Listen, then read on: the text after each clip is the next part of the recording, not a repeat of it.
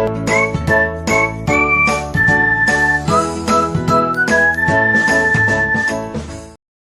Everyone, स्वागत है आप सभी लोगों का फिर से।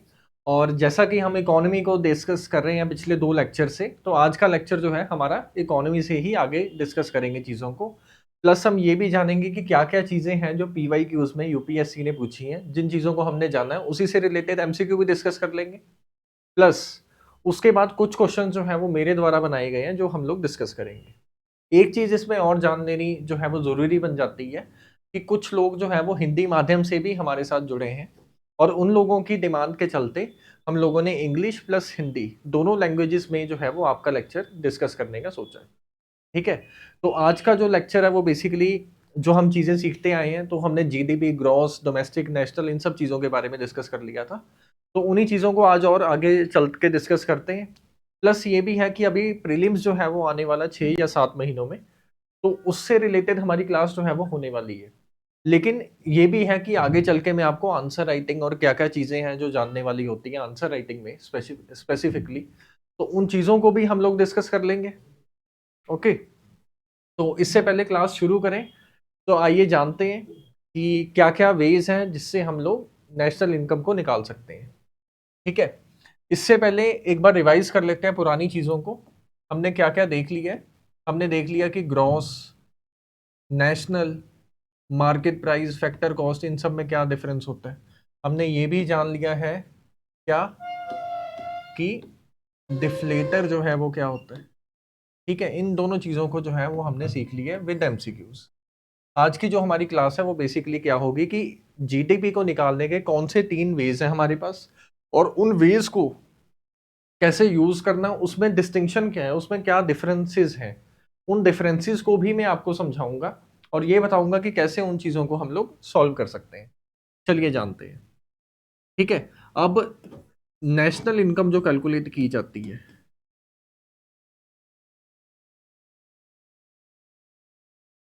उसको निकालने के लिए हमारे पास 3 वेज होते हैं।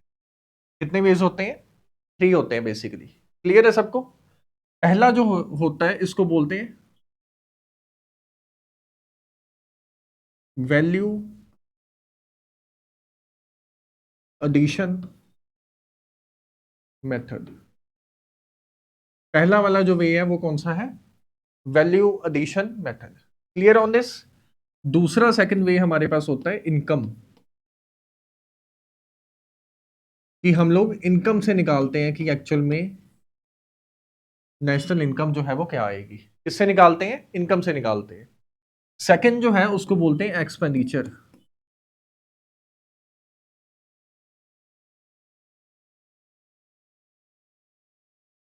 Expenditure method. तो ये तीनों नेम्स आपको क्लियर हो गए। अब एक एक करके जानते हैं, एक एक दो सबको। सबसे पहले जो है वो वैल्यू एडिशन को देखते हैं कि इसमें होता क्या है।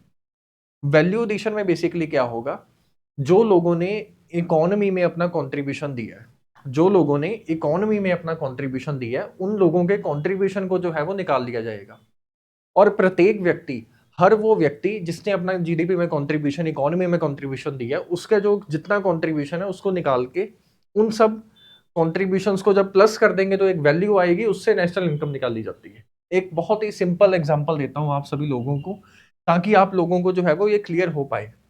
मान लीजिए ये एक फार्मर है, ठीक है, मान लीजिए ये एक किसान है, ठीक है, और इसने जो है वो क्या प्रोड्यूस किया है, मान लीजिए कि राइस प्रोड्यूस कर लिया इसने। Clear on this? 10 kg of rice. अब इस फार्मर ने हमारी जो इकोनॉमी है उसमें कितनी कंट्रीब्यूशन दी है? 10 kg ऑफ राइस की कंट्रीब्यूशन दे दी। अब मान लीजिए उस 10 kg ऑफ राइस की कंट्रीब्यूशन जो है वो कितनी होती है? 50 रुपए के आसपास बनती है। ठीक है, अब इकोनॉमी में इसका कंट्रीब्यूशन जो है वो 50 रुपए का। यहां तक कोई भी प्रॉब्लम? क्लियर? अब इसने वो आगे सेल कर दिया। Clear on this? इसने एक जो है प्रोड्यूसर को सेल कर दिया। अब वो व्यक्ति क्या करता है, राइस को जो है उसकी अच्छे से पैकेजिंग कर देता है, और प्लस उसकी जो है मार्केटिंग जो है वो अच्छी से कर देता है, और इसको जो है अप्रोक्सीमेटली 150 रुपीज का आगे सेल कर देता है। अब मुझे आप लोग ये बताइए कि जो ये सेकंड पर्सन था, इसने अपनी इकोनॉमी में कंट्रीब्यूशन कितनी दी? इसने जो वैल्यू एडिशन की है वो वैल्यू एडिशन कितने की है इसने, तो आप सब लोग क्लियरली जो है वो ये बात बता पाएंगे कि 150 minus 50 is equal to, yes, is equals to ₹100। तो इसकी जो वैल्यू एडिशन है या फिर इसकी जो कंट्रीब्यूशन है वो कितनी है, इतनी। अब दोनों की जो वैल्यू एडिशन है इसको जब हम लोग प्लस कर लेंगे तो अप्रोक्सीमेटली कितना आ जाएगा, 150 आ जाएगा। और ये जो 150 है ये वैल्यू एडिशन के द्वारा जीडीपी को निकालने का एक तरीका है। यानी कि क्या हुआ इसमें, ध्यान से अगर सिंपल शब्दों में देखिए तो क्या बोला मैंने कि सप्लाई चेन में जितने भी लोग हैं, सप्लाई चेन में जितने भी लोग आपस में कनेक्टेड हैं, उन सभी लोगों की जो कंट्रीब्यूशन है उस चीज़ को बनाने में, और फाइनली जब वो चीज़ जो है वो किसके पास आ जाएगी, कंज्यूमर के घर पे आ जाएगी और उसको वो यूज़ कर लेगा, ठीक है। और उसको वो क्या कर लेगा, यूज़ कर लेगा। उसके बाद जो है जितनी भी कंट्रीब्यूशन है हर वो व्यक्ति की जो सप्लाई चेन में उसके साथ संबंधित है उसको प्लस कर दिया जाएगा, और फाइनली जो वैल्यू निकाली जाएगी वो जीडीपी ऐसे निकाली जाएगी, by value addition, by value addition. जैसे मान लीजिए यहाँ पे 10 है, क्लियर ऑन दिस, यहाँ पे भी 10 है, यहाँ पे भी, और फाइनली जो है वो 30 रुपीज़ की वो चीज़ जो है प्रोड्यूसर अपने घर पे लेके चला गया। तो हर व्यक्ति ने अपनी कंट्रीब्यूशन कितने की दी थी, 10 रुपए की दी थी, और उन सभी को प्लस किया तो कितना आ गया मेरे पास, 30 रुपीज़। और 30 रुपीज़ जो है वो क्या हो गया, जीडीपी में प्लस हुआ। तो ऐसे करके जो है वो हर व्यक्ति की कंट्रीब्यूशन निकाली जाएगी और उसको प्लस किया जाएगा, उसके बाद जीडीपी की वैल्यूज जो है वो हमारे पास आ जाएगी। अब यहां तक किसी को कुछ भी पूछना है तो वो पूछ सकता है, यहां तक कोई भी प्रॉब्लम है तो पूछिए। पहला वे जो होता है जिसको वैल्यू एडिशन के नाम से बोलते हैं, जिसको वैल्यू एडिशन के नाम से बोलते हैं, तो वो इतना करना ही सफिशिएंट है, इससे ज्यादा मत कीजिए, ठीक है। बाकी जो है हम क्वेश्चंस जब करेंगे उसमें नई चीजें जानने को मिलेंगी तो उस समय सीख लेंगे। प्लस ये है इसका जो सोर्स रखना आप सब लोगों ने वो रखना है क्लास 12th की मैक्रो इकोनॉमिक्स। कौन सी economics, macro economics of which class, class 12th, जो कि इजीली अवेलेबल है, ठीक है। उसमें भी सेम एग्जांपल लिखी हुई है फार्मर की, और जो मैंने प्रोड्यूसर की अभी आपको एग्जांपल दी है, ठीक है। तो आप उन चीज़ों से उसको जान सकते हैं। अब वैल्यू एडिशन जो वे मैंने आपको करवाया इसमें कोई भी प्रॉब्लम है तो आप पूछिए मुझसे, कमेंट सेक्शन में पूछ सकते हैं, ठीक है। अब नेक्स्ट वे से चलते हैं।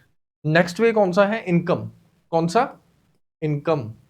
अब इनकम में क्या होगा, बेसिकली क्या होता है कि जब कोई भी इंसान जो है वो किसी चीज की प्रोडक्शन करता है, मान लीजिए आपने जो है वो शूज बनाने के लिए कोई प्रोडक्शन हाउस जो है वो लगाया। अब आपको ये बात जो है वो अच्छे से पता होगी कि शूज बनाने के लिए सबसे पहले आपको क्या चाहिए, पहले आपको क्या चाहिए, बिल्कुल ठीक, क्या चाहिए आपको, जमीन चाहिए सबसे पहले। अब उस पे काम करने वाले क्या चाहिए, उस पे काम करने के लिए लेबरर चाहिए, लेबर चाहिए, क्लियर ऑन दिस। सबसे पहले जो फर्स्ट फैक्टर ऑफ प्रोडक्शन क्या हो गया, जमीन। Second, labour. और उसके बाद क्या चाहिए, उसके बाद मशीनरी चाहिए, और मशीनरी के साथ साथ अदर चीजें भी चाहिए। अब उस चीज को खरीदने के लिए क्या चाहिए आपको, पैसा चाहिए। तो लिख सकते हैं कि तीसरा जो फैक्टर ऑफ प्रोडक्शन बना वो बन गया कैपिटल, यानी कि पैसा। यहां तक कोई भी प्रॉब्लम। अब नेक्स्ट आगे, अब इसमें देखिए अगर ये तीनों चीजें जो है वो मिल जाती हैं, मेजर प्लान किस व्यक्ति का होगा, मेजर प्लान आपका होगा, तो आप क्या होगे, entrepreneur.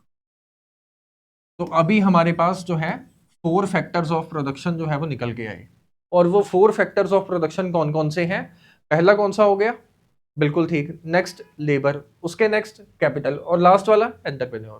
Clear on this.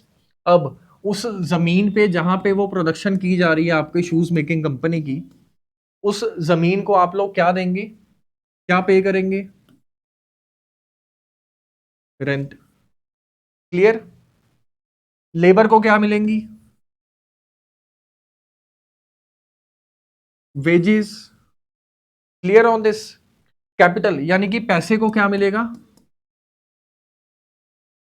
Interest, ठीक है, जिसको हम लोग हिंदी में ब्याज जो है वो बोल सकते हैं। और लास्ट वन इज एंटरप्रेन्योर, इसको क्या मिलेगा? प्रॉफिट। इसी चीज के चलते जो है ये इन्वेस्टमेंट कर रहा है उस पर। यहां तक कोई भी प्रॉब्लम है तो पूछिए। Clear on this? अब इनकम मेथड में क्या करेंगे, इन्हीं फैक्टर्स ऑफ प्रोडक्शन का जो इनकम का सोर्स है, लैंड का इनकम का सोर्स क्या है? रेंट। लेबर का वेजेस, कैपिटल का इंटरेस्ट। इन्हीं सभी फैक्टर्स ऑफ प्रोडक्शन जो इनके इनकम के सोर्स हैं, इन सबको क्या कर देंगे हम लोग? प्लस कर देंगे। और चारों चीजों को प्लस करने के बाद, चारों चीजों को प्लस करने के बाद जो वैल्यू आएगी उससे जो है हम लोग जीडीपी निकाल देंगे। तो ये समझ आया? यानी कि इनकम मेथड में हम लोगों ने क्या किया, हम लोगों ने जितने भी फैक्टर्स ऑफ प्रोडक्शन है प्लस उनके तरफ जो पेमेंट जा रही है, जो इनकम के रूप में जा रही है, उन सभी इनकम्स को प्लस कर लिया। अब उन इनकम्स का जब सम किया गया, उस सम को जब प्लस करेंगे तो उसके बाद जो जीडीपी आएगी तो उसको बोलते हैं बाय इनकम मेथड। इसमें कोई भी प्रॉब्लम है तो आप लोग पूछ लीजिए मुझसे। होप सो इनकम जो है आपको क्लियर होगा कि कैसे इनकम मेथड जो है वो वर्क करता है और कैसे इससे जो है वो जीडीपी को निकाला जाएगा। ठीक है। सिमिलरली इसको रीड करने के लिए भी क्या करना है आप लोगों ने, क्लास 12th मैक्रो इकोनॉमिक्स जो है उसको सोर्स रखना है और वहीं से चीजें रीड करनी है। प्लस ये भी है कि इन चीजों को कहीं रफ नोटबुक में लिखते जाइए। रीजन बीइंग कि जब आप उसको रिवाइज करेंगे तो आपके लिए इजी होगा। प्रीलिम्स के समय सबसे बड़ी दिक्कत ये होती है कि कई लोगों का नहीं, हर बार जो है मोस्ट ऑफ द लोगों का प्रीलिम्स इस वजह से नहीं होता क्योंकि वो बोलते हैं कि सर हम लोग रिवाइज नहीं कर पाए, हमारे पास कोई रिवीजन का सोर्स नहीं था। ठीक है, तो उस समय पूरी पूरी किताब नहीं रिवाइज की जाती, तो नोट्स ही रिवाइज किए जाते हैं। Clear on this? अब नेक्स्ट जो अगला वे हम करने जा रहे हैं तो उसका नाम है एक्सपेंडिचर मेथड। कौन सा? Expenditure method. इसमें जीडीपी का एक सबसे सिंपल सा फॉर्मूला है, वो फॉर्मूला आप लोगों को याद करना है। ठीक है।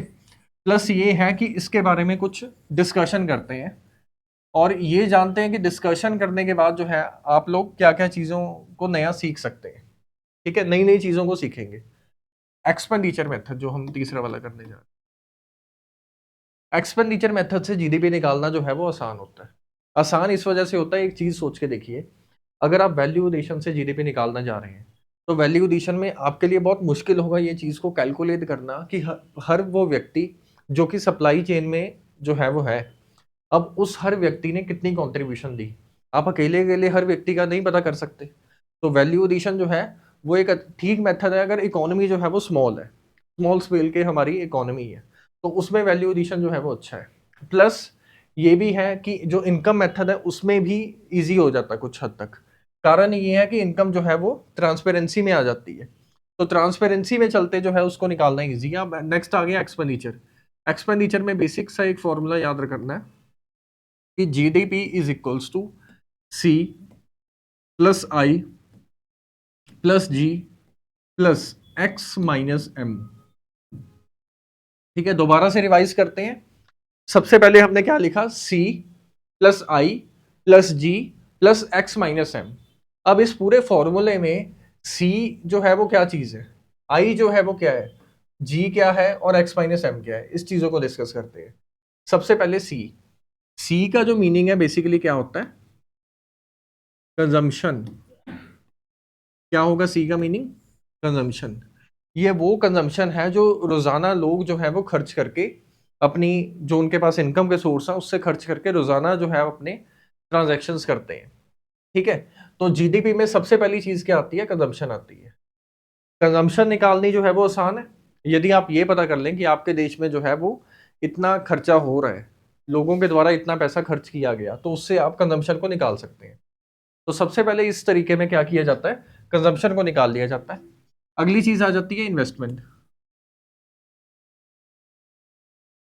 क्या हो गया, इन्वेस्टमेंट। इन्वेस्टमेंट जो है उसके बाद कंजम्पशन निकालने के बाद उसमें प्लस कर दिया जाता है इन्वेस्टमेंट को। इन्वेस्टमेंट निकालना भी सरकार के लिए इजी है। रीजन इसका ये है कि इन्वेस्टमेंट जो है वो उस बेसिस पे निकाली जा सकती है जितने आपके देश में टैक्स कलेक्शन हुई है। प्लस अगर कोई नई कंपनी रजिस्टर होती है तो वो सरकार के पास अपने आप को रजिस्टर करवाती है, एमएसएमई सर्टिफिकेट बनवाती है अगर स्मॉल कंपनी है।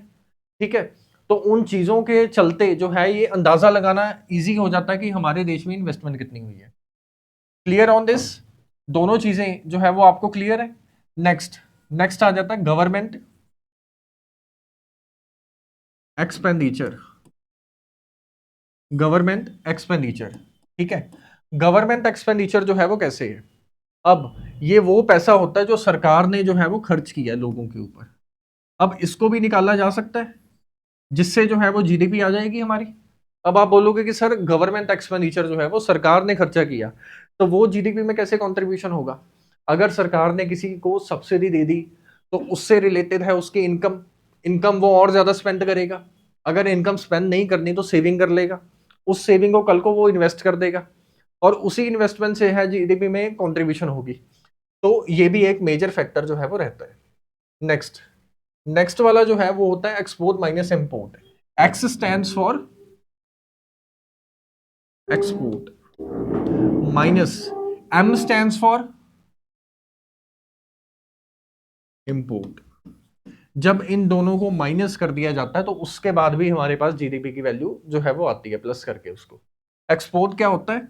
वो चीजें जो हमने फॉरेन के देशों में भेजी थी और जिसके बदले जो है वो हमारे देश में क्या आया था? पैसा आया था।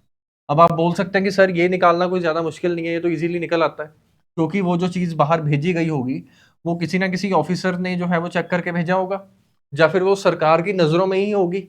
ये तो नहीं है कि उस चीज को सरकार की नजरों के बगैर ही जो है वो बाहर भेज दिया गया। तो ये बोल सकते हैं कि एक्सपोर्ट माइनस इंपोर्ट। जब इन चारों चीजों को प्लस कर दिया जाता है तो उसके बाद जो जीडीपी आती है उसको बोलते हैं bye expenditure method. Bye expenditure method. इसमें कोई भी प्रॉब्लम है तो आप पूछिए, ठीक है। अब ये बताइए कि एक्सपेंडिचर मेथड में ऐसा क्या खास है जो बाकियों में नहीं है? एक्सपेंडिचर मेथड से जीडीपी निकालना जो है वो काफी इजी हो जाता है। एक्सपेंडिचर मेथड से जीडीपी निकालना इजी हो जाता है। रीजन इसका ये है कि कंजम्पशन को आप इजीली कैलकुलेट कर सकते हैं, इन्वेस्टमेंट को आप इजीली कैलकुलेट कर सकते हैं, प्लस गवर्नमेंट एक्सपेंडिचर और एक्सपोर्ट माइनस इंपोर्ट, इन चीजों को भी इजीली कैलकुलेट जो है वो किया जा सकता है। तो ये रीजन है कि एक्सपेंडिचर मेथड जो है वो ज्यादा यूज किया जाता है for calculating the value of GDP. ठीक है, अब नेक्स्ट आगे डिस्कस करते हैं चीजों को। हाँ, अब अगर आपने सुना होगा कि मोस्ट ऑफ द लोग जो है वो बोलते हैं कि इंडिया की जो इकोनॉमी है वो कंजम्पशन ड्रिवन इकोनॉमी है। अब कि सर कंजम्पशन ड्रिवन इकोनॉमी का मीनिंग क्या होता है? कंजम्पशन ड्रिवन इकोनॉमी का बेसिक सा मीनिंग ये होता है कि ऐसी इकोनॉमी या वो इकोनॉमी जिसका मेजर कंट्रीब्यूशन जिसमें कंजम्पशन की है, या फिर कंजम्पशन ज्यादा की जाती है और उसके बदौलत जो है वो उनकी जीडीपी की वैल्यूज जो है वो डिफाइन की जाती है। तो इसको बोलते हैं कंजम्पशन ड्रिवन इकोनॉमी। यहां तक कोई भी प्रॉब्लम है तो आप सभी लोग पूछ सकते हैं मुझसे, ठीक है। इंडियन इकोनॉमी के केस में इस पूरी इक्वेशन में सी की वैल्यू बहुत ज्यादा हाई है हमारे देश में। कारण इसका ये है कि हमारे देश की पॉपुलेशन बहुत ज्यादा हाई है, और किसी भी देश की पॉपुलेशन हाई होती है तो उनकी कंजम्पशन भी हाई होगी। अगर कंजम्पशन हाई है तो उनकी सी की वैल्यू हाई हो जाती है, जिसकी वजह से उनकी जीडीपी जो है वो इंक्रीज हो जाती है। तो ये समझ आ गया कि इंडियन इकोनॉमी जो है वो कंजम्पशन ड्रिवन इकोनॉमी है, कि हमारी जो इकोनॉमी है वो मेजरली कंजम्पशन के ऊपर डिपेंडेंट है। किसके ऊपर डिपेंडेंट है? कंजम्पशन के ऊपर डिपेंडेंट है। अब नेक्स्ट आ गया, क्या इन्वेस्टमेंट ड्रिवन इकोनॉमी भी होती है? इसका आंसर है यस, इन्वेस्टमेंट ड्रिवन इकोनॉमी भी होती है। इसकी मोस्ट कॉमन एग्जांपल जो बोली जाती है वो बोली जाती है अमेरिका। ठीक है, अब एक चीज कीजिए, कोई भी कंपनी का नाम सोचिए। आपके पास जो फोन होगा, मान लीजिए आपके पास एप्पल का फोन है, अब वो जो फोन है उसका पेरेंट कंट्री कौन सी है? अमेरिका होगी। किसी भी अच्छी कंपनी का नाम लीजिए, amazon, माइक्रोसॉफ्ट, इनका जो पेरेंट नेशन है वो जो है वो अमेरिका है। अमेरिका के केस में आई की वैल्यू बहुत ज्यादा है। I and I stands for investment. American economy जो है वो बेसिकली इन्वेस्टमेंट ड्रिवन इकोनॉमी जो है, हम इसको बोल सकते हैं। यहां तक कोई भी प्रॉब्लम पूछ लीजिए। कई इकोनॉमीज जो है वो गवर्नमेंट एक्सपेंडिचर ड्रिवन इकोनॉमी होती है मोस्टली जो है। इस केस में कोई भी ऐसी इकोनॉमी जिसमें हर चीज जो है वो सरकार के द्वारा निर्धारित की जाती है, कंट्रोल की जाती है, तो उसको जो है वो गवर्नमेंट ड्रिवन इकोनॉमी के नाम से बोल देते हैं। लेकिन ये नेम जो है वो ज्यादातर यूज नहीं होता, ना ही यूज किया गया। ठीक है, अब अगली जो इकोनॉमी है वो एक्स माइनस एम के इस पे भी डिपेंडेंट होती है, जैसे कि चाइना। चाइनीज इकोनॉमी में क्या बहुत ज्यादा है उनका? एक्सपोर्ट। इस चीज के चलते अगर उनका एक्सपोर्ट ज्यादा है तो उनकी एक्स की वैल्यू बहुत ज्यादा इंक्रीज हो जाती है। और अगर एक्स की वैल्यू इंक्रीज हुई है तो उसके चलते क्या होगा? अगर x की वैल्यू इंक्रीज हुई है तो ये वैल्यू बहुत ज्यादा होगी और ये कम होगी, और इस वैल्यू के चलते जो है ये पूरी इक्वेशन में इसकी वैल्यू ज्यादा आ जाएगी। तो इस वजह से हम बोल सकते हैं कि Chinese economy is an investment driven economy. यहां तक क्लियर है? ये बातें आपको इस वजह से बता रहा हूं कि अगर बाई चांस कोई स्टेटमेंट लिखी हो एमसीक्यू में या कहीं पे भी और कि Indian economy is an export driven economy, आपको पता है कि एक्सपोर्ट ड्रिवन इकोनॉमी नहीं है, हम इतना एक्सपोर्ट जो है वो नहीं करते, हमारी जो है वो कंजम्पशन ड्रिवन इकोनॉमी है। Chinese economy is an export driven economy. उनके केस में एक्स की वैल्यू बहुत ज्यादा है जो कि जीडीपी के पूरे इक्वेशन में उसको ज्यादा कर देती है। हमारे केस में सी की वैल्यू ज्यादा है, अमेरिका के केस में आई की वैल्यू ज्यादा है। अब नेक्स्ट आप एक चीज बोलेंगे या पूछेंगे मुझसे कि सर क्या ये सही चीज है कि क्या सी की वैल्यू ज्यादा होना, आई की वैल्यू ज्यादा होना, जी एक्स माइनस एम, किसी एक वैल्यू पे या एक कंजम्पशन सिर्फ ड्रिवन इकोनॉमी होना ज्यादा अच्छी बात है? तो इसका आंसर है नहीं। रीजन क्या है कि यदि आप जैसे ये कुछ इस तरीके से है, यदि आप एक ही व्यक्ति के ऊपर डिपेंडेंट हैं, कल को अगर वो नहीं है तो उस केस में आपका क्या होगा?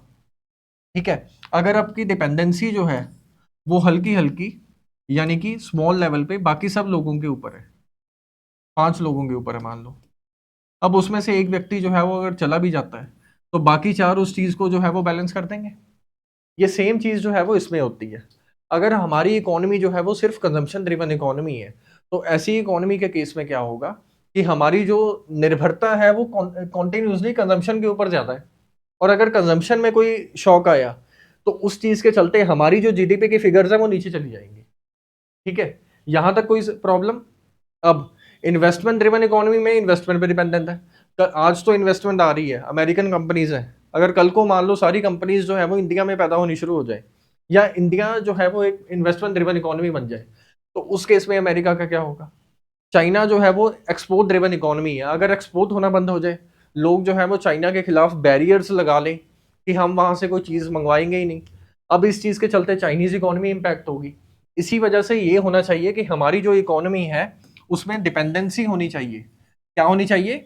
डिपेंडेंसी होनी चाहिए, लेकिन वो जो डिपेंडेंसी है वो हल्की हल्की बाकी चीजों पे भी होनी चाहिए, मतलब बराबर लेवल पे बाकी चीजों पे भी होनी चाहिए। आपको एक सिंपल सा इक्वेशन दोबारा लिखता हूं और बताता हूं, सी plus I plus G plus X minus M, किसी भी एक वैल्यू पे रिलाई नहीं करना चाहिए। इसी वजह से इंडिया में कंजम्पशन ड्रिवन इकोनॉमी है। सरकार जब आई तो इसने कौन सा प्रोजेक्ट चलाया? Make in India.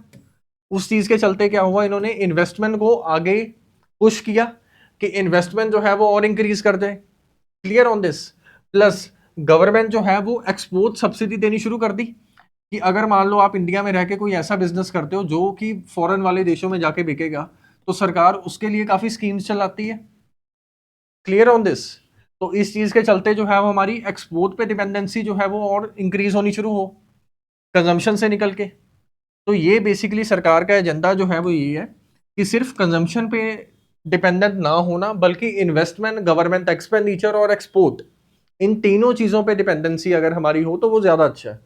क्योंकि अगर एक चीज में शौक आया, अगर एक चीज में ग्लोबल चीजों के चलते कोई शौक आता है तो बाकी चीजें जो है वो उसको बैलेंस कर ली। Clear on this? तो इस चीज के चलते ये चीज हमने डिस्कस करनी थी। अब इसमें कोई भी प्रॉब्लम है तो आप लोग मुझसे पूछ सकते हैं। ठीक है, तो कमेंट सेक्शन में लिखिए अगर कोई प्रॉब्लम है आपको। जब तक हम लोग क्या करते हैं कि हम लोग रिवाइज कर लेते हैं चीजों को। क्या क्या चीजों को रिवाइज करना है? सबसे पहले हमने क्या सीखा? हमने ये सीखा कि सर नेशनल इनकम कैलकुलेट करने के कितने तरीके होते हैं, कितने वेज होते हैं। बिल्कुल ठीक। पहला जो है वो कौन सा होता है? उसको बोलते हैं वैल्यू एडिशन। वैल्यू एडिशन में बेसिकली क्या किया जाता है कि हर व्यक्ति जिसने अपनी जीडीपी में कंट्रीब्यूशन दी उस कंट्रीब्यूशंस को प्लस कर दिया जाता है सप्लाई चेन में, उन सबका प्लस निकाला जाता है और उसको जो है वो बोल दिया जाता है कि ये वैल्यू एडिशन है। नेक्स्ट हमने किया था इनकम। इनकम में हम लोगों ने क्या देखा था? इनकम में बेसिकली हम लोगों ने देखा था कि 4 फैक्टर्स ऑफ प्रोडक्शन होते हैं। कौन कौन से? बताइए। 4 फैक्टर्स ऑफ प्रोडक्शन जो है वो कमेंट सेक्शन में बताइए कौन कौन से हैं। अब उन्हीं चारों को जो है उनकी इनकम के लिए पेमेंट जाती है, जैसे वेजेस जानी, जैसे कि रेंट जाना, जैसे कि रेट ऑफ इंटरेस्ट और जैसे कि प्रॉफिट। अब इन्हीं चीजों को जब प्लस किया जाता है तो उससे जो निकाली जाती है वैल्यू, तो उसको बोल सकते हैं कि ये इनकम वे है उसको निकालने का। किस चीज को? जीडीपी को निकालने का।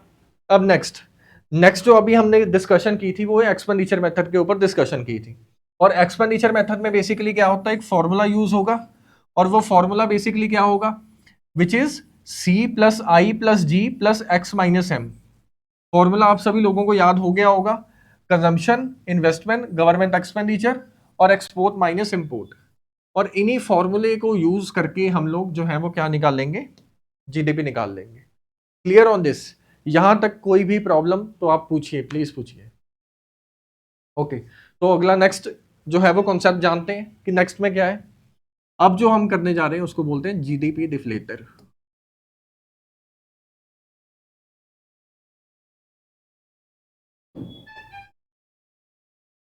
क्या करने जा रहे हैं, जीडीपी डिफ्लेटर।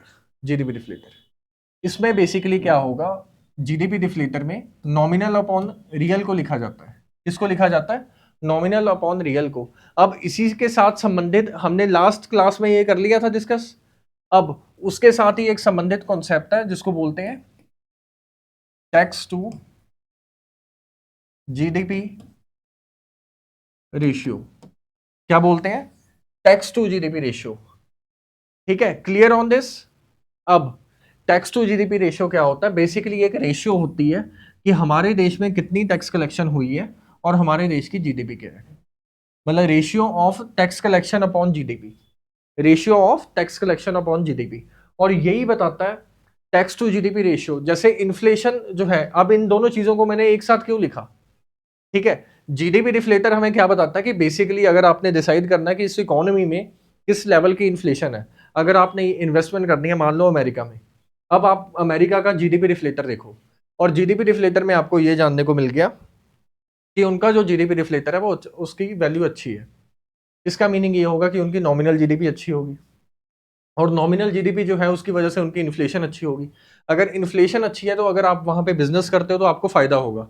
कारण ये है कि आपकी चीजों के दाम जो है वो कॉन्टिन्यूसली इंक्रीज होते जाएंगे। अब उसी तरीके से इन्वेस्टमेंट करने से पहले टैक्स टू जीडीपी रेशियो भी देखी जाती है लोगों के द्वारा। अब टैक्स टू जीडीपी रेशियो क्या होती है, tax to GDP ratio simple सी एक रेशियो है टैक्स अपॉन जीडीपी का। किसका रेशियो है, टैक्स अपॉन जीडीपी का। इसमें बेसिकली क्या होता है, इससे अंदाजा लगाना ये आसान हो जाता है कि आपके देश की जो सरकार है वो कितनी एफिशिएंट है लोगों से क्या पैसा इकट्ठा करने में या टैक्स कलेक्शन करने में। अब एक चीज देखिए, टैक्स जो है वो बेसिकली दो टाइप्स के होते हैं। कौन कौन से, एक होता है डायरेक्ट और एक होता है इनडायरेक्ट। डायरेक्ट टैक्स वो है जो जैसे ही आपकी इनकम जो है वो 5 लाख के ऊपर गई तो आप लोगों को डायरेक्टली पे करना है। एग्जाम्पल दी है, फिगर्स के मत ऊपर जाइएगा। Clear on this? तो इसको बोलते हैं डायरेक्ट टैक्स। इनडायरेक्ट टैक्स जो है वो इरिस्पेक्टिव ऑफ रिच और पुअर, वो सभी लोगों पे बराबर है। आपने ये पेन लिया, अब ये पेन की कीमत जो है वो इस पे लिखा होता है MRP include of all taxes, और इसकी पेन की कीमत है 10 रुपए। आपने जो वो 10 रुपए पे किए हैं उसमें टैक्स जो है वो तो ऑलरेडी लगा हुआ है, वो तो पहले से ही लगा हुआ है। तो इसको बोल सकते हैं कि ये इनडायरेक्ट टैक्स है। अब इस चीज को और सोचिए, और गहराई से सोचिए, क्या हम बोल सकते हैं कि सर जो डायरेक्ट टैक्स है वो रिच और पुअर के बीच में डिस्क्रिमिनेशन कर रहा है, ठीक है, लेकिन जो इनडायरेक्ट टैक्स है वो रिच और पुअर पे बराबर लगता है। इसी वजह से ज्यादातर लोगों का या इकोनॉमिस्ट का ये मानना है कि हमारी इकोनॉमी जो है वो इनडायरेक्ट टैक्सेस पे कम डिपेंडेंट हो और ज्यादा निर्भर किस पे होनी चाहिए, डायरेक्ट टैक्सेस पे। कारण ये है कि इसमें सिर्फ रिच सेक्शन के ऊपर जो है वो एक पेमेंट लगाई जाएगी। और प्लस ये भी है कि अगर रिच सेक्शन ज्यादा है तो आपके देश का जो टैक्स कलेक्शन का जो बेस है वो भी ज्यादा होगा। और टैक्स टू जीडीपी रेशियो क्या होता है, जितना टैक्स कलेक्शन हुआ प्लस उसके नीचे जितनी जीडीपी है। अगर टैक्स कलेक्शन ज्यादा हुआ इसका मतलब सरकार जो है वो उतनी एफिशिएंट है। अगर कॉन्टिन्यूसली जो है आपके देश में tax to GDP ratio increase पे है, हाइक पे है, तो इसका मीनिंग ये हो रहा है कि आपके देश में लगातार लोग जो है वो नई कंपनीज जो है वो ओपन होती जा रही हैं, ठीक है, और कंजम्पशन भी इंक्रीज हो रही है अगर इनडायरेक्ट टैक्स है। और उसके चलते जो है आपकी जो टैक्स कलेक्शन है वो कॉन्टिन्यूसली इंक्रीज हो रही है। लेकिन इंडिया के केस में टैक्स टू जीडीपी रेशियो जो है वो लो है, वो कम है। इसका रीजन क्या है, अगर इसका रीजन आपको लिखने को आ जाए, अगर मान लीजिए मेंस में क्वेश्चन आ जाए कि what do you mean by tax to GDP ratio and in case of India tax to GDP ratio is very small and what are the reasons for this. अभी हिंदी में, ठीक है, जो हिंदी माध्यम के बच्चे हैं, टैक्स टू जीडीपी रेशियो जो है वो क्या होता है, प्लस इंडिया में इसकी वैल्यू जो है वो कम क्यों है, इसके रीजंस बताइए, उनको डिस्कस कीजिए। अब next, tax to GDP ratio जो है इसके कम होने के रीजन क्या क्या हैं। बेसिकली इसके रीजंस जो है वो ये है, पहली चीज कि जो टैक्सेशन सिस्टम है उसमें बहुत ज्यादा लूप होल्स हैं, जिसके चलते लोग जो है वो टैक्स इवेजन कर देते हैं। ठीक है, टैक्स को मैनिपुलेट जो है वो उनके द्वारा कर दिया जाता है, टैक्स इवेजन कर दिया जाता है, क्योंकि उस सिस्टम में लूप होल्स है। सेकंड ये है कि एग्रीकल्चर इनकम है लोगों की, हमारी जो इकोनॉमी है उसमें लोग जो है वो एग्रीकल्चर से संबंधित है, और एग्रीकल्चर की चीजों पे जो है वो टैक्स नहीं लगता। तो ये एक कारण है जिस वजह से जो टैक्स टू जीडीपी रेशियो है वो हमारे देश में कम आती है। दूसरा ये है कि अगर मान लीजिए टैक्स से संबंधित किसी का भी कोई इशू चल रहा है तो उसको सॉल्व होने में बहुत ज्यादा देर लगती है, जिस चीज के चलते जो है वो कंपनीज यहाँ पे इन्वेस्ट नहीं करती, क्योंकि ग्लोबली जो है उसकी फिगर जो है वो ऐसी होगी कि यहाँ पे अगर मान लीजिए टैक्सेशन से संबंधित कोई इशू क्रिएट हो गया तो उसका जल्दी से सोल्यूशन नहीं मिलेगा हमारी इकोनॉमी में। ठीक है, तो इस चीज के चलते लोग इन्वेस्टमेंट कम करेंगे। अगर इन्वेस्टमेंट कम हुई है तो इसके चलते क्या होगा, लोगों की जो पैसों की टैक्स कलेक्शन है वो भी कम होगी। तो ये कुछ रीजंस हैं जिसकी वजह से टैक्स कलेक्शन इंडिया में कम है। ठीक है, इसको कैसे इंप्रूव किया जा सकता है, ठीक है, इसको इंप्रूव करने के भी रीजन सोचिए और कमेंट सेक्शन में बताइए। ठीक है, तो अभी ये आप लोगों को क्लियर हो गया होगा कि टैक्स टू जीडीपी रेशियो जो है वो क्या होता है। यहां तक कोई भी प्रॉब्लम है तो पूछ लीजिए। ओके, अब नेक्स्ट एक चीज और जानते हैं कि जीडीपी जो है इंडिया की जीडीपी या बाकी देशों की, तो उसको कैलकुलेट करने का एक और तरीका होता है।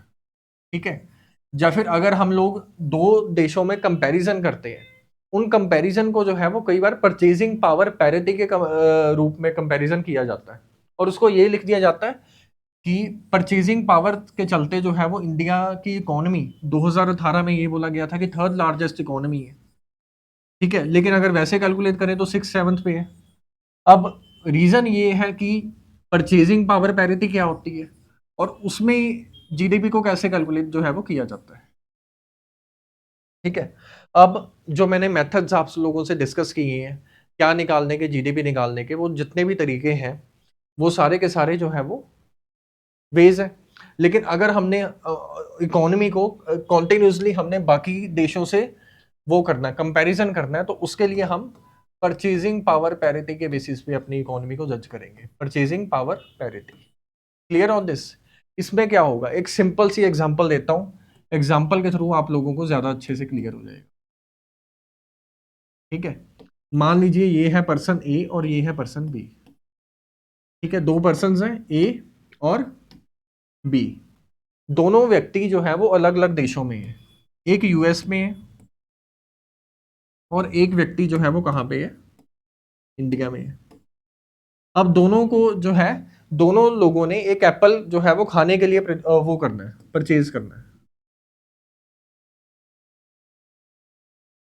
अब यूएस में जो व्यक्ति है उसने वो एप्पल को परचेज करने के लिए जो पेमेंट की है उसकी वैल्यू है रुपीज, रुपीज तो होते नहीं वहां पे, क्या होता है, $1।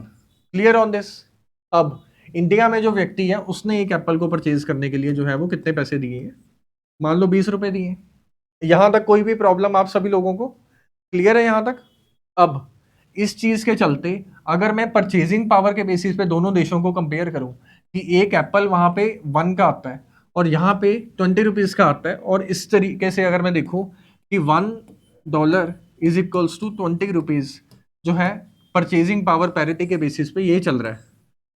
ठीक है, इस कंपैरिजन को बोलते हैं परचेजिंग पावर पैरिटी, कि इसमें बेसिकली क्या होगा, एक बास्केट ऑफ गुड्स को लिया जाएगा और उनके बेसिस पे दो देशों को आपस में कंपेयर किया जाएगा कि इस देश में इतने का है और यहाँ पे इतने का मिल रहा है।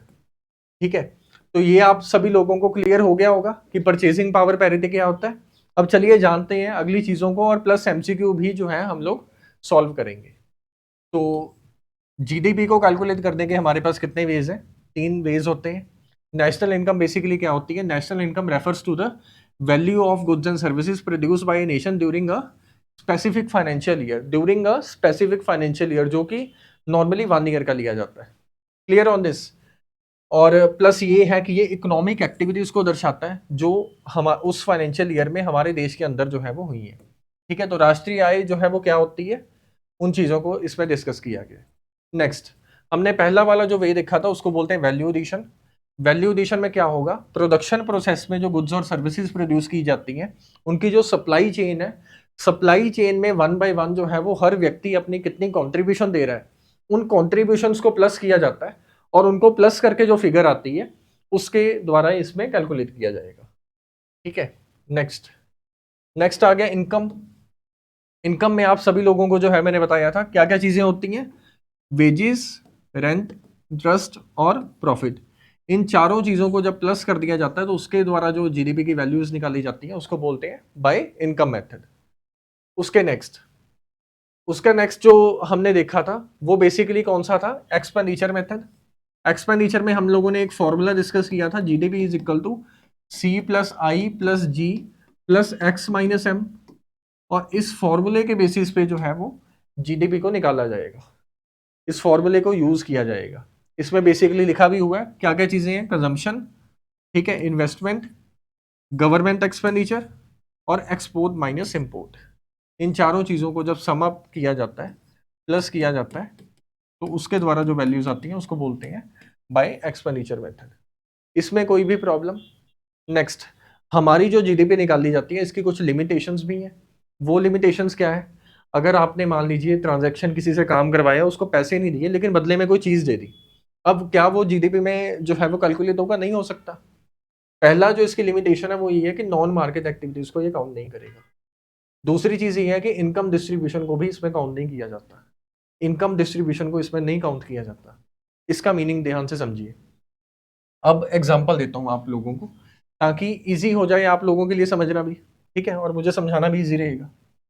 मान लीजिए दो पर्सन हैं और पूरी इकोनॉमी में बस यही दो रहते हैं, और दोनों की इनकम जो है जहां से भी आती है मान लो, ठीक है, वो है 10 रुपये, और ये बात है 2018 की। यहां तक कोई भी प्रॉब्लम क्लियर है, ये एग्जाम्पल क्लियर है। अब मान लीजिए 2020 का समय आ जाता है, अब फिर से वही दो व्यक्ति हैं,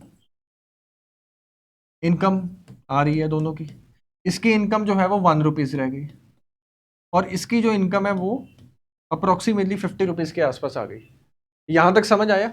अब 2018 में जब इन दोनों की इनकम मेथड से पता करेंगे, दोनों की इनकम कितनी है 20, तो नेशनल इनकम 20 के अराउंड आएगी। लेकिन जब 2020 में पता करेंगे तो फिर कितनी आ जाएगी, 51। और अगर हम दोनों का कंपैरिजन करेंगे कि 20 के मुकाबले 51 अभी हो गया, तो अप्रोक्सीमेटली तो 20 का जो डबल है 40, उससे भी 11 नंबर ज्यादा है, यानी कि ग्रोथ जो है वो इकोनॉमी में हुई है। लेकिन क्या हमें इससे ये पता लग रहा है इस फिगर देखने से कि 20 से 51 आ गई कि एक्चुअल में तो इनकम कम हुई है ना लोगों की, ठीक है। तो इस वजह से ये लाइन लिखी गई है, ignore the income distribution. Income distribution जो है वो उसको इग्नोर किया जाएगा। अब इसी चीज को इससे भी कनेक्ट कीजिए कि क्वालिटी ऑफ लाइफ जो है वो भी हम लोग नहीं डिफाइन कर सकते। Clear on this. नेक्स्ट जो है वो ये होता है कि इन्वायरमेंटल इम्पैक्ट जो है वो उसको जीडीपी कैलकुलेट नहीं करी जाएगी। ग्रीन इकोनॉमी, ग्रीन जीडीपी, उसमें इन चीजों में इन्वायरमेंटल इम्पैक्ट को ऐड ऑन कर दिया जाएगा, ठीक है। तो ये सब चीजें हैं। अब 1960 से लेकर 1990s के आसपास जो है वो क्या हो रहा था कि लोग जो एक देश को दूसरे देश को जज कर रहे थे वो उनकी इनकम के बेसिस पे बेसिकली जज किया जा रहा था। Clear on this. ओके। अब इनकम के बेसिस पे जज करने से होता क्या था कि उन देशों में इन्वायरमेंटल इम्पैक्ट को नहीं नजर में रखा जाता था, हेल्थ इश्यूज जो है उनको नहीं नजर में रखा जाता था, या फिर कितने लोग जो है वो उन देशों में एजुकेशन हासिल कर रहे हैं, इन चीजों को नजर में नहीं रखा जाता। अब दो व्यक्ति आते हैं और वो कॉन्सेप्ट देते हैं एचडीआई का, और एचडीआई का मीनिंग होता है ह्यूमन डेवलपमेंट इंडेक्स। क्या होता है, ह्यूमन डेवलपमेंट इंडेक्स। एक व्यक्ति का नाम होता है अमर्त्य सेन और दूसरा व्यक्ति जो है वो होता है महबूब उल हक। इन दोनों के द्वारा जो है वो एचडीआई का कॉन्सेप्ट दिया जाता है, ह्यूमन डेवलपमेंट इंडेक्स। इसमें बेसिकली ये होता है कि उस देश की पर कैपिटा इनकम कितनी है उसको कैलकुलेट कर लो, हेल्थ क्या है यानी कि एवरेज लाइफ एक्सपेक्टेंसी क्या है, प्लस उस देश में कितने बच्चे जो है वो स्कूल जाते हैं उस चीज़ को काउंट कर लो। इन चीज़ों को जो है वो काउंट करके उसके बाद उन देशों को जज किया जाता है एचडीआई के द्वारा। तो मुझे भी यही लगता है कि जीडीपी के द्वारा किसी देश को जज करना शायद कुछ हद तक सही तरीका नहीं है। लेकिन अगर हम जो है एचडीआई के बेसिस पे डिफाइन करें तो वो ज़्यादा अच्छा भी है।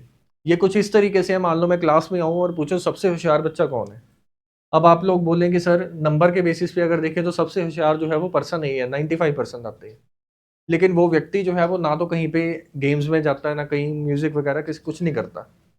तो क्या ये सही तरीका होगा उस पर्सन को जज करने का? नहीं। दूसरा, मान लो कोई स्टूडेंट है वो सिर्फ 70% लेके आता है, लेकिन गेम्स में भी पूरा जा रहा है, म्यूजिक डांस सब चीज़ों में हिस्सा ले रहा है, तो उसको जो है ज़्यादा होशियार माना जाएगा। ठीक है, कि इनकम ही सब कुछ नहीं है। तो उसी तरीके से ये कुछ कॉन्सेप्ट है और ये लिमिटेशंस है जीडीपी की, इसको आप लोग एक बार रिवाइज कर लेना। ठीक है, इसके बेसिस पे भी क्वेश्चन जो है वो आ सकता है। नेक्स्ट नेक्स्ट जो है वो ये है कि टैक्स टू जीडीपी रेशियो क्या होता है, हम लोगों ने देख लिया।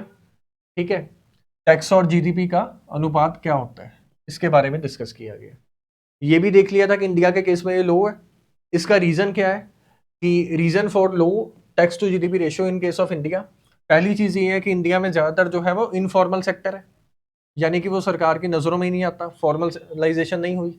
दूसरा ये है कि एग्रीकल्चर डोमिनेंट इकोनॉमी है, एग्रीकल्चर के ऊपर ज्यादा निर्भर करते हैं। तीसरा ये बताया था कि टैक्स से रिलेटेड उनके जो है वो इश्यूज चलते हैं। और चौथा जो है वो ये है कि direct to indirect tax ratio जो है वो कम है। ठीक है, हम लोग की इंडिया के केस में जो डिपेंडेंसी है वो इनडायरेक्ट टैक्स पे ज्यादा है।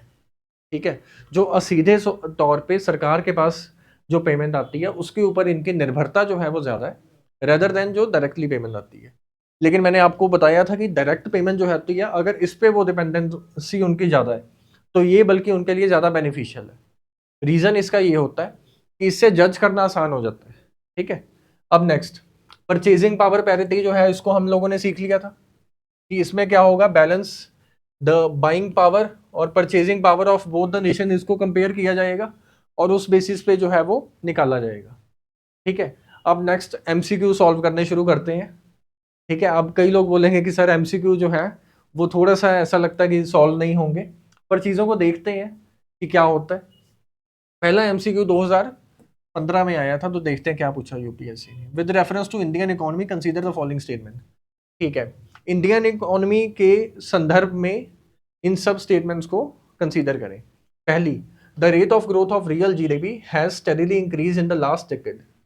ओके, ये स्टेटमेंट है 2015, मतलब 2005 से लेके 15 तक जो जीडीपी के ट्रेंड्स हैं उनको पूछा गया है। उन्होंने बोला स्टेडीली इंक्रीज, मतलब बहुत ही ज्यादा हाई लेवल पे इंक्रीज हुआ। Next, the gross domestic production and market price has steadily increase in the last decade. दोनों स्टेटमेंट ही जो है वो, पहली चीज ये है कि इस एमसीक्यू को सॉल्व करने का कोई जो बेसिकली ये एमसीक्यू जो है वो 2015 में पूछा गया है और इसमें उससे पिछले 10 साल का कंपैरिजन पूछा गया है। पर इससे ये अंदाजा लगाना इजीली आ जाता है हमें कि यूपीएससी जो है वो बेसिकली जीडीपी में क्या वैल्यूज में चेंजेस आ रही हैं और उन चेंजेस के बेसिस पे क्वेश्चन पूछ सकता है हम लोगों से। ठीक है, तो इसका आंसर ऑप्शन बी है। उस ईयर में जो है 2015 में हो सकता है कि जीडीपी या मार्केट प्राइस जो है वो स्टेडीली इंक्रीज हुआ हो। ठीक है, एक क्वेश्चन यहाँ पे और मेरे माइंड में आया कि जीडीपी या फैक्टर कॉस्ट और मार्केट प्राइस में डिफरेंस क्या होता है, या इन दोनों में क्या अंतर होता है, वो आप लोग कमेंट सेक्शन पे बताइए कि फैक्टर कॉस्ट से अगर हमने मार्केट प्राइस में आना तो हम क्या चीज ऐड ऑन कर देते हैं। प्लस आप लोग ये भी बताइए कि कौन से ईयर में सरकार ने जो है वो जीडीपी फैक्टर कॉस्ट से मार्केट प्राइस में शिफ्ट किया था। Clear on this? अब नेक्स्ट नेक्स्ट आ गया क्वेश्चन नंबर सेकंड।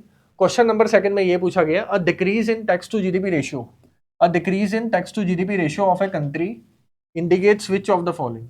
अगर आपके देश में टैक्स टू जीडीपी रेशियो जो है वो कॉन्टिन्यूसली कम हो रहा है तो इससे आप क्या चीज का अंदाजा लगा सकते हैं, तो ये बताइए। पहला है स्लो इकोनॉमिक ग्रोथ रेट, आपके देश में इकोनॉमिक ग्रोथ रेट जो है वो बिल्कुल स्लो है। बिल्कुल सही स्टेटमेंट है, इसमें कोई भी गलती जो है वो नहीं है, इसमें कोई भी चीज गलत नहीं है। Next, less equitable distribution of national income. अब less equitable distribution of national income, इसका अंदाजा आप इससे कैसे लगा सकते हैं? नहीं लगाया जा सकता। Clear on this? तो ये स्टेटमेंट जो है वो रॉन्ग हो जाती है। 2015 में यूपीएससी ने ये क्वेश्चन पूछा था, तो इसका आंसर हो गया only one is the right answer. ठीक है, तो इसका आंसर हुआ option A. Option A is the right answer. Clear on this? ये एमसीक्यू सॉल्व हो रहा है। चलिए आगे चलते हैं। Next question, purchasing power parity के ऊपर ही क्वेश्चन है, तो देखते हैं इसमें क्या पूछा गया है। Purchasing power parity exchange rate are calculated by comparing the price of same basket of goods and services in different countries. ठीक है, दो अलग अलग कंट्रीज में जो है वो बास्केट प्राइस यानी कि बास्केट ऑफ गुड्स को लिया जाएगा और उनको कंपेयर किया जाएगा, उस बेसिस पे निकाला जाएगा। तो पहली स्टेटमेंट जो है वो बिल्कुल ठीक है। इन टर्म्स ऑफ पीपीपी, ठीक है, India is the six largest economy. India six largest नहीं है, थर्ड लार्जेस्ट अगर होता तो फिर इसको कंसीडर किया जा सकता था, तो इस वजह से ये स्टेटमेंट भी जो है वो रॉन्ग हो जाती है। तो इसका आंसर बन गया ऑप्शन ए। तो option obviously A is the right answer. Clear on this, इसका आंसर ऑप्शन ए हो गया। यहां तक कोई भी प्रॉब्लम है? हमारे एमसीक्यू सॉल्व हो रहे हैं। अब नेक्स्ट एमसीक्यू देखते हैं। Consider the following statement regarding the GDP. GDP के संदर्भ में जो है वो इन स्टेटमेंट्स को देखिए। अब पहली चीज क्या लिखी है? It is the value added by all the firms in the economy. तो ये स्टेटमेंट जो है वो राइट है। क्यों? क्योंकि ये कौन सा वे होता है? वैल्यू एडिशन मेथड होता है। वैल्यू एडिशन से जीडीपी को ऐसे निकाला जाता है। Clear on this? अब नेक्स्ट अगली स्टेटमेंट जो है वो क्या लिखी गई है? It is the final value of goods and services produce in the economy. ये भी ठीक है, जीडीपी की बेसिक डेफिनेशन ही ये कहती है, it is the final value of all the goods and services produce in an economy during a financial year. Financial year में भी 1 और 2 ईयर। ठीक है, तो ये भी सही है। Next, it is the sum of final consumption, यानी कि सम है सी का, प्लस इन्वेस्टमेंट आई का, plus expenditure by the government and private and house hold sector, यानी कि जी का। पर इन्होंने क्या मिस कर दिया बताइए? X minus M. तो जिसके चलते ये स्टेटमेंट जो है वो रॉन्ग हो जाती है। अब next, it is the income received by the 4 factors of production. और वो 4 फैक्टर्स क्या है? इसका कमेंट सेक्शन में बताइए, इसका मीनिंग क्या हुआ है? एल का क्या मीनिंग है? सी का, ई का मीनिंग क्या है? ठीक है, तो इसका मतलब आंसर क्या हो गया? 1, 2 एंड 3। 1, 2 एंड 3, तो इसका आंसर हो गया option B is the right answer. Clear on this? Easy है, एमसीक्यू कोई ज्यादा मुश्किल नहीं लग रहे होंगे। तो इसका आंसर क्या हो गया? Option C is the right answer. Next, consider the following statement regarding the capital and final goods are. ठीक है, अब एक चीज और जानिए। इकोनॉमी में गुड्स जो है वो बेसिकली उनको 2 पार्ट्स में हम लोग बाइफरकेट कर सकते हैं, और वो 2 पार्ट्स जो है वो क्या क्या होते हैं उनको जानते हैं। पहला जो होता है उसको बोलते हैं कैपिटल गुड्स। सेकंड जो होता है उसको बोलते हैं इंटरमीडिएट गुड्स। अब दोनों में डिफरेंस क्या होता है? मान लीजिए आपने कोई मशीनरी खरीदी, और वो मशीनरी जो है आपकी हेल्प करती है शर्ट्स बनाने में। अब क्योंकि उस मशीनरी से आप आगे पैसा कमाएंगे, तो उस वजह से उसको क्या बोलते हैं? Capital goods. कैपिटल गुड्स कोई भी ऐसी आइटम है जो यूज होती है और जो हेल्प करती है हमारी पैसा कमाने के लिए। और इंटरमीडिएट गुड्स वो होती हैं जो पैसा कमाने के लिए हेल्प नहीं करती, लेकिन उनको यूज में लाया जाएगा और over a period of time वो यूजफुल हो जाएंगी। जैसे कि इसके लिए, इसको बनाने के लिए जो है वो प्लास्टिक का इस्तेमाल हुआ होगा। तो जो प्लास्टिक का इस्तेमाल हुआ है इसको बनाने के लिए, वो कौन सी है? इंटरमीडिएट। लेकिन जो मशीनरी इसको असेंबल कर रही है, इसको बना रही है जो मशीन, वो कौन सी है? Capital good. होप सो इस सिंपल सी एग्जांपल के साथ आपका ये क्लियर हो गया होगा कि इसको क्या बोलते हैं। अब इसी नॉलेज को यूज करते हुए इसको सॉल्व करते हैं, इसके बाहर नहीं जाते। ठीक है, capital goods are final goods and are not used as an input. गलत है, एज एन इनपुट तो यूज होगा ही, तभी तो वो बना रहा है। तो ये दोनों ऑप्शंस गए। Next, intermediate goods are capital goods. Intermediate goods are capital goods. Plastic जो है वो क्या कैपिटल गुड है? प्लास्टिक जो है वो नई मशीन नहीं बना रही, तो कैसे बोल सकते हैं कि intermediate goods are the capital goods? नहीं बोल सकते, तो ये भी गलत हो गया। तो इसका आंसर क्या बन गया? Option D is the right answer. Option D is the right answer. ठीक है, तो आज की क्लास जो है वो यहीं पे खत्म होती है। तो होप सो आपको समझ आया होगा, इसमें कोई प्रॉब्लम नहीं आई होगी। अगर फिर भी कोई प्रॉब्लम आ रही है तो कमेंट सेक्शन पे आप लोग मुझे बता सकते हैं, मैं कोशिश करूंगा कि आपकी प्रॉब्लम को मैं सॉल्व कर पाऊँ। ठीक है, तो थैंक यू। और क्या बनना है हम सब लोगों को? आईएएस।